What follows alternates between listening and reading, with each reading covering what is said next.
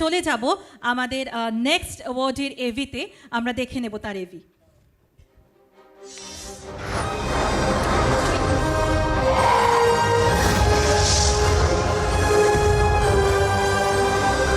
Red wine entertainment initiative Banga Jyotish Samman 2026 season 2। বেদের প্রাচীন জ্ঞান আর আধুনিক হিলিংয়ের মায়ায় পরম শান্তি খুঁজে পায় মানুষ যার ছত্র ছায়ায়।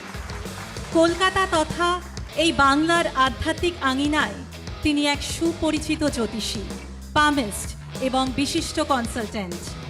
বেদিক জ্যোতিষের কর্ণধার হিসেবে দীর্ঘ সময় ধরে বেদিক শাস্ত্র, বাস্তুশাস্ত্র এবং আধ্যাত্মিক সাধনার মাধ্যমে তিনি অসংখ্য মানুষের অন্ধকার জীবনে আলোর দিশা দেখাচ্ছেন।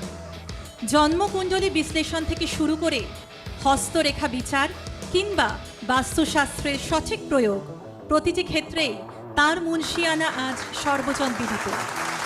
তবে কেবল গণনাতেই তার পথ চলা সীমাবদ্ধ নয়, তিনি মানুষের এনার্জি ব্যালেন্স করতে রেইকি এবং নদী দোষ নিবারণ, রাহু কেতু পুজোর মতো আধ্যাত্মিক পুজো ও আচার পালনেও সমান পারদর্শী।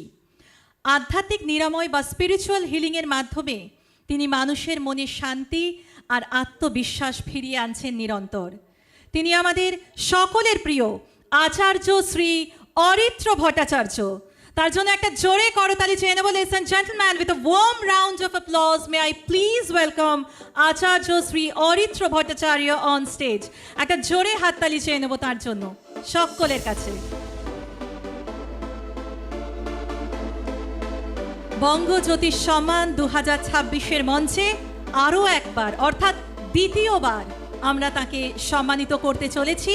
এই সম্মাননায় আমি রিকোয়েস্ট করব অনিন্দদা, অনুপম দা এবং সোনালী ম্যামকে তার হাতে সম্মাননা এবং পাগড়ি, ফুলের মালা দিয়ে তাকে বরণ করে নেওয়ার জন্য। আচার্য শ্রী অরিত্র ভট্টাচার্য তার এই শুদ্ধ নিষ্ঠাকে কুর্নিশ জানিয়েই আজ আমাদের এই আয়োজন। আসুন সকলে মিলে এক বিশাল করতালির মাধ্যমে মঞ্চে বরণ করে নিয়ে আমাদের আজকের এই গুণী ব্যক্তিত্বকে। আচার্য শ্রী অরিত্র ভট্টাচার্য মহাশয়, দ্বিতীয়বারের মতো আমরা তাকে বঙ্গ জ্যোতিষ সম্মানে সম্মানিত করতে পেরে গর্বিত। প্রাচীন বৈদিক জ্ঞানকে রেকি বা হিলিংয়ের মতো আধুনিক আধ্যাত্মিক পদ্ধতির সঙ্গে যেভাবে তিনি মিলিয়ে দিয়েছেন তা সত্যি অনন্য। Thank you red wine entertainment, Abhijit da and associates. আমি অনেকদিন ধরেই এখানে আসছি অ্যান্ড আমি দেখছি এই প্রোগ্রামটা খুবই সুন্দর হচ্ছে, অসাধারণ হচ্ছে। অ্যাকচুয়ালি কী হচ্ছে, আমাদের জ্যোতিষ সমাজ আনঅর্গানাইজড, সেটাকে একটা ঠিকঠাক কর্পোরেট আন্ডারে আনার চেষ্টা করা হচ্ছে অভিজিৎ দা অ্যান্ড টিম। তার জন্যে ওনাদেরকে অনেক অনেক best wishes, congratulations.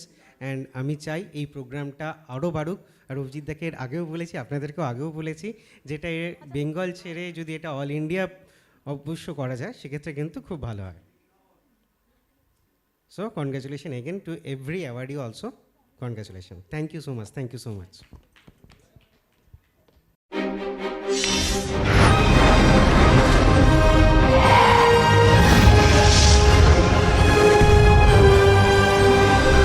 Red wine entertainment initiative Banga Jyotish Samman 2026 season 2।